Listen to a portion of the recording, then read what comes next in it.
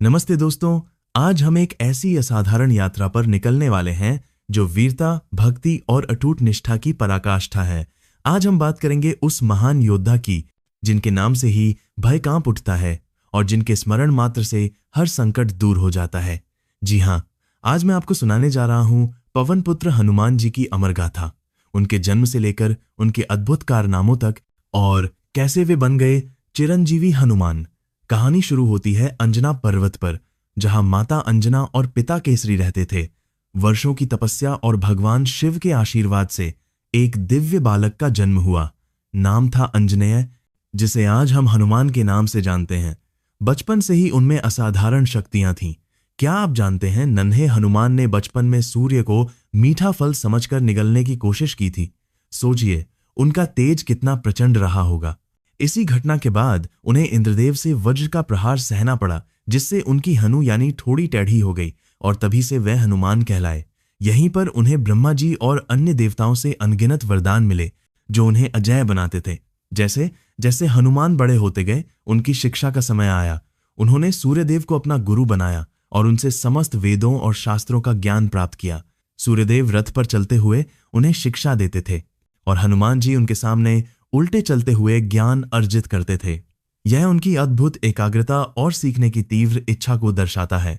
इस दौरान उन्होंने विभिन्न कलाओं और युद्ध कौशल में निपुणता हासिल की, जो आगे चलकर उनके महान कार्यों में सहायक सिद्ध हुई।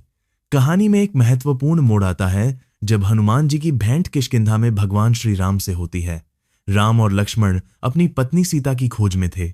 हनुमान जी ने अपनी बुद्धिमत्ता और पहचान क्षमता से भगवान राम को पहचान लिया। उन्होंने सुग्रीव और राम की मित्रता करवाई, जिसमें हनुमान जी ने एक सेतु का काम किया। यहीं से उनकी निष्ठा और भक्ति की नींव पड़ी। हनुमान जी ने राम को अपना सर्वस्व मान लिया और उनके सबसे बड़े भक्त बन गए। जब रावण सीता माता का हरण कर लंका ले गया, तो हनुमान जी ने जो वीरता दिखाई, उसका वर्णन शब्दों में करना असंभव है। उन्होंने विशाल समुद्र को लांघा लंका में प्रवेश किया, सीता माता का पता लगाया और उन्हें भगवान राम का संदेश दिया। लंका में उन्होंने अपनी पूंछ में लगी आग से पूरी लंका को जलाकर राख कर दिया।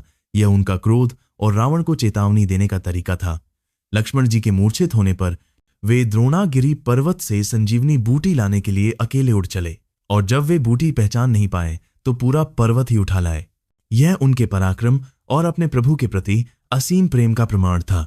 राम रावण युद्ध में हनुमान जी ने हर कदम पर भगवान राम का साथ दिया। उनके बल, बुद्धि और साहस के बिना यह युद्ध जीतना कठिन होता। अंततः जब रावण का वध हुआ और भगवान राम अयोध्या लौटे, तो हनुमान जी उनके साथ थे।